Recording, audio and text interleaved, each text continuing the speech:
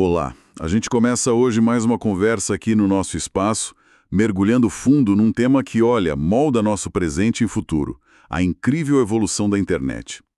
Temos em mãos um conjunto de análises e materiais bem interessantes que ajudam a gente a mapear essa transformação, né? Que foi radical desde os primórdios até as promessas que estão batendo aí na nossa porta digital. A ideia aqui é, assim, entender as três grandes eras dessa rede: a Web 1.0, a 2.0 e essa emergente Web 3.0. Como a gente deixou de ser só consumidor passivo de informação para virar criador, colaborador e, quem sabe, né, futuro proprietário dos nossos próprios dados. É uma jornada em tanto. Ok, vamos desempacotar isso. Exatamente. E é muito importante perceber que essa evolução não foi só tipo tecnológica, sabe? Cada fase da internet trouxe ferramenta nova, claro, mas o principal foi que redefiniu nossa relação com a informação, com o comércio, com o entretenimento e uns com os outros também. Os materiais que a gente analisou mostram bem essa ligação forte entre tecnologia e comportamento social. Vamos explorar como cada camada se construiu em cima da anterior e o que isso realmente significa pra gente. Perfeito. Então vamos fazer o seguinte: rebobina a fita lá para os anos 90 e início dos 2000, a era da Web 1.0. Quem viveu essa época deve lembrar bem. Era uma internet, vamos dizer, mais contemplativa. As páginas eram, na maioria, estáticas, quase como se fossem versões digitais de, sei lá, brochuras ou enciclopédias. Os textos até mencionam exemplos clássicos, né? Os portais pioneiros, tipo Yahoo, MSN e até plataformas como GeoCities, onde uns aventureiros criavam suas páginas pessoais bem simplesinhas. Era a chamada Read-Only Web, né? A web de só leitura. A dinâmica era fundamentalmente numa direção só. Um número pequeno de empresas, instituições e alguns indivíduos criavam o conteúdo e a maioria esmagadora das pessoas só acessava para ler, para consumir. As tecnologias base, como o HTML estático, refletiam isso. Os navegadores da época, tipo Netscape ou as primeiras versões do Internet Explorer, eram basicamente visualizadores dessas páginas fixas. Não tinha muito espaço para interagir, a não ser talvez um formulário de contato ou um daqueles guestbooks antigos. E essa limitação era bem clara, né? Criar conteúdo era coisa para quem tinha conhecimento técnico. Não era para todo mundo, assim. A sensação, como apontam as análises, era de ser um espectador meio passivo diante de uma vitrine de informações. Tinha pouquíssima personalização, quase nenhuma participação ativa do usuário comum na construção daquilo. Era um monólogo digital, né, na maior parte. Precisamente. A dificuldade de publicar e a falta de ferramenta interativa mantinham a maioria das pessoas na posição de consumidor. A infraestrutura também limitava a conexão lenta, custo de acesso alto, mas olha, essa base estabeleceu a própria ideia de uma rede global de informações acessíveis, o que por si só já era revolucionário. Foi o alicerce para o que viria depois. E aí que a coisa começa a esquentar de verdade. Lá por 2004, mais ou menos, surge a Web 2.0. A era que, em muitos aspectos, ainda define boa parte da nossa experiência online hoje. E a palavra-chave aqui, eu acho, é interatividade. A mudança foi, nossa, brutal. Quem usava a internet passou a ser também quem criava a internet. Essa é a virada fundamental, sem dúvida. A Web 2.0 é a era da Read-Write Web, a web de leitura e escrita. Aí que surgem as redes sociais, os blogs, as wikis, as plataformas de compartilhar vídeo, foto. Os exemplos estão por toda parte no nosso dia a dia, como as fontes destacam. Facebook, YouTube, Twitter, Instagram, Wikipedia.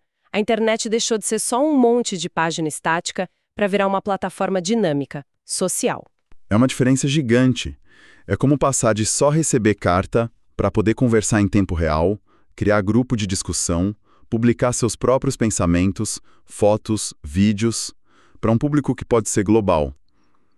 Aquela analogia de sair da plateia e subir no palco para criar o show junto com outros, acho que cabe bem aqui. Essa sensação de participar foi muito, muito forte. Com certeza, e tecnologicamente, Isso foi possível por causa de um conjunto de inovações que funcionaram juntas, sabe? Linguagens como JavaScript deixaram as páginas mais dinâmicas, mais interativas. Tecnologias como o Ajax, que, explicando de forma simples, permite atualizar partes de uma página sem recarregar tudo, sabe? Deixando a experiência mais fluida, foram cruciais. As APIs, que são tipo umas pontes de comunicação entre diferentes softwares, permitiram que as plataformas se conectassem, compartilhassem dados, criando ecossistemas bem ricos. E, claro, a ascensão da computação em nuvem, o cloud computing, com serviços como os da Amazon, Google, Microsoft, isso deu a capacidade de guardar e processar toda essa explosão de conteúdo que os usuários estavam gerando. É fascinante mesmo ver como essas peças se encaixaram para permitir essa mudança toda. Mas, ao mesmo tempo que a Web 2.0 democratizou a criação de conteúdo, os materiais que a gente viu apontam para um lado B dessa história, né? Uma consequência meio problemática dessa arquitetura. Exato. Aí entra o ponto crítico da Web 2.0, a centralização. Centralização dos dados e do controle. Embora milhões, até bilhões de pessoas tenham ganhado voz e virado produtoras de conteúdo, toda essa informação, nossos posts, fotos, vídeos, conexões, históricos, dados pessoais, acabou concentrada nas mãos de pouquíssimas grandes corporações, as famosas Big Techs, né? Google, Meta, Amazon, Apple, Microsoft. Quer dizer, a gente cria o conteúdo, interage, mas não é dono dos nossos dados ou da plataforma em si. A gente usa os serviços de graça, mas o preço é a nossa informação, que alimenta modelos de negócio baseados em publicidade direcionada, análise de comportamento. Essa dinâmica é um ponto muito forte nas análises que a gente leu. Perfeitamente colocado. Desenvolveu-se uma economia de dados super centralizada. A síntese que vem das fontes é clara. Na Web 2.0, o usuário é um participante ativo, um criador, mas os dados e o controle ficam com intermediários muito poderosos. Isso gerou debates enormes sobre privacidade, segurança, manipulação de informação, o poder excessivo dessas empresas, e é justamente essa tensão que está impulsionando a busca por uma nova fase, a tal da Web 3.0. E chegamos nela, a Web 3.0, que os materiais descrevem como a próxima fronteira, ainda em ascensão. A promessa central aqui, pelo que eu entendi das leituras, é tentar resolver justamente esse problema da centralização, devolvendo o controle e a propriedade para o usuário final. É uma mudança de paradigma que parece, uau, bem ambiciosa. É, sem dúvida, uma proposta ambiciosa. A Web 3.0 se apoia num conjunto de tecnologias novas com o objetivo de construir uma internet mais descentralizada, mais aberta e centrada no usuário. Os pilares que as fontes mencionam incluem a tecnologia blockchain, as criptomoedas, os contratos inteligentes, os smart contracts, e a inteligência artificial mais integrada de formas novas. A ideia é permitir coisas como propriedade digital de verdade, verificável, de ativos, não só o acesso, sabe?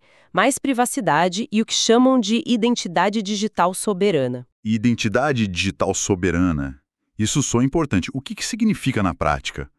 Assim, segundo as análises. Olha, basicamente é a ideia de que cada pessoa tenha controle total sobre a própria identidade digital e os dados ligados a ela.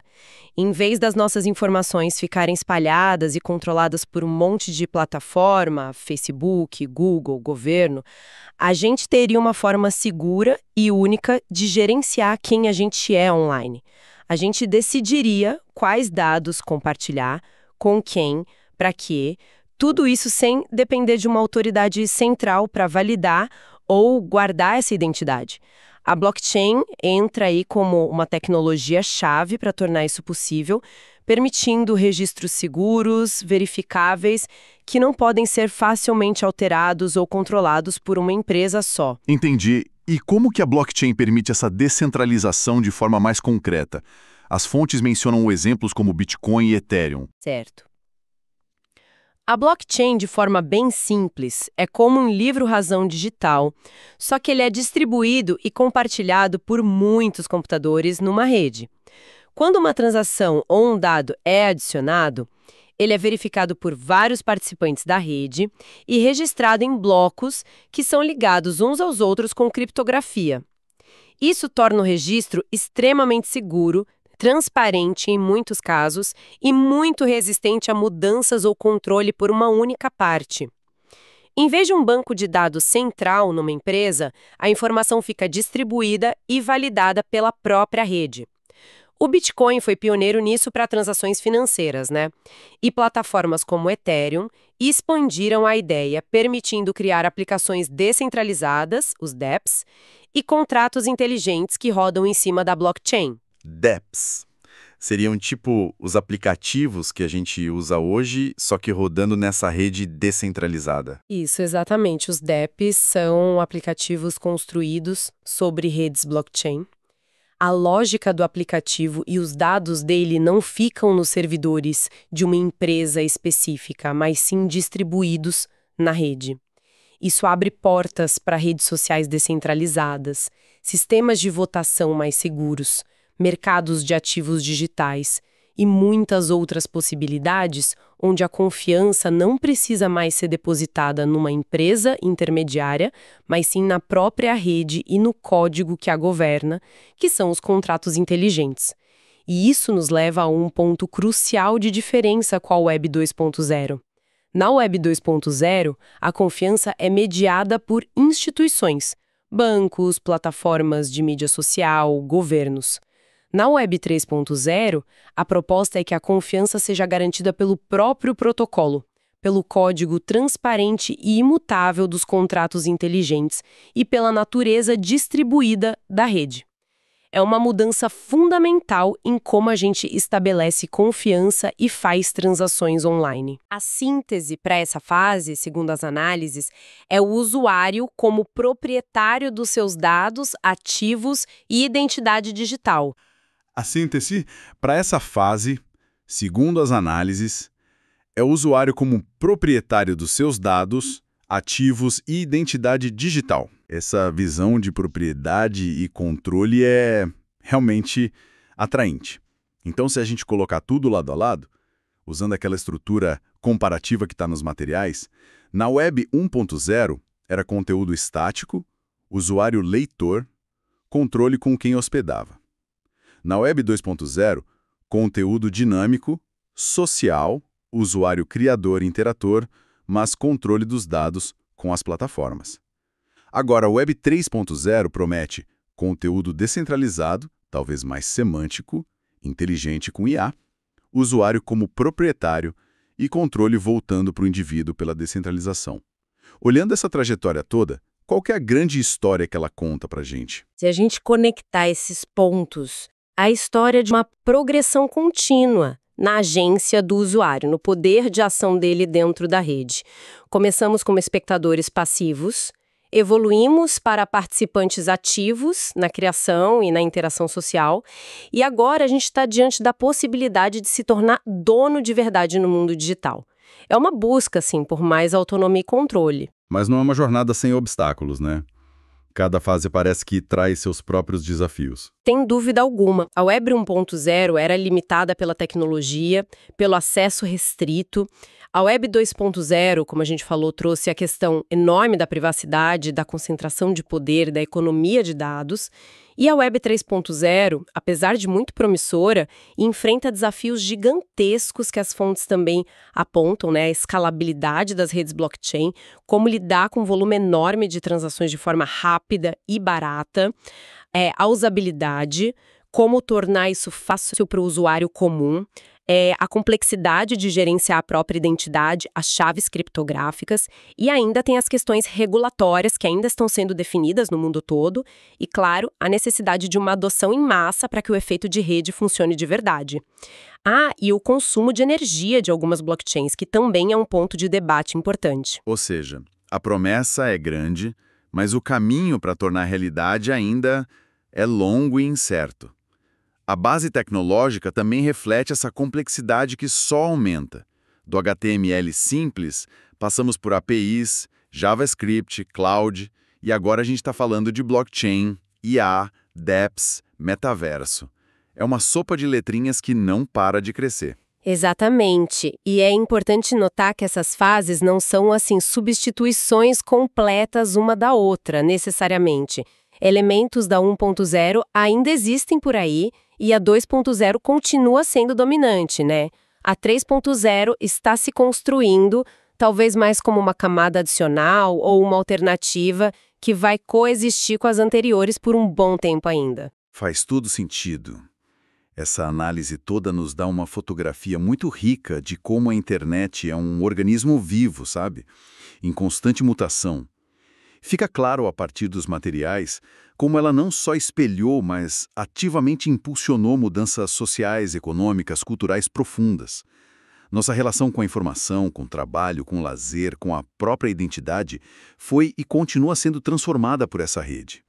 Fomos de espectadores a criadores, e talvez o próximo passo seja sermos donos digitais. E isso nos deixa com uma reflexão final, uma provocação que emerge direto dessa análise, né? A Web 3.0 é sempre descrita como algo em construção, emergente. A grande questão que fica no ar é: será que essa visão de uma internet totalmente descentralizada, onde a gente realmente tem propriedade sobre nossos dados e identidade digital, vai de fato se concretizar? Vai virar o padrão dominante? Ou o cenário mais provável é uma coexistência mais complexa, talvez permanente, entre os modelos centralizados e super arraigados da Web 2.0, que são convenientes, familiares para bilhões de pessoas, e essas novas propostas descentralizadas que exigem mais responsabilidade e talvez mais conhecimento técnico do usuário? Como seria a nossa experiência online no dia a dia se essa transição para um modelo mais distribuído realmente ganhasse força em larga escala? Que novas dinâmicas sociais, econômicas surgiriam daí? São perguntas em aberto que convidam a gente a continuar observando e pensando sobre os rumos da rede.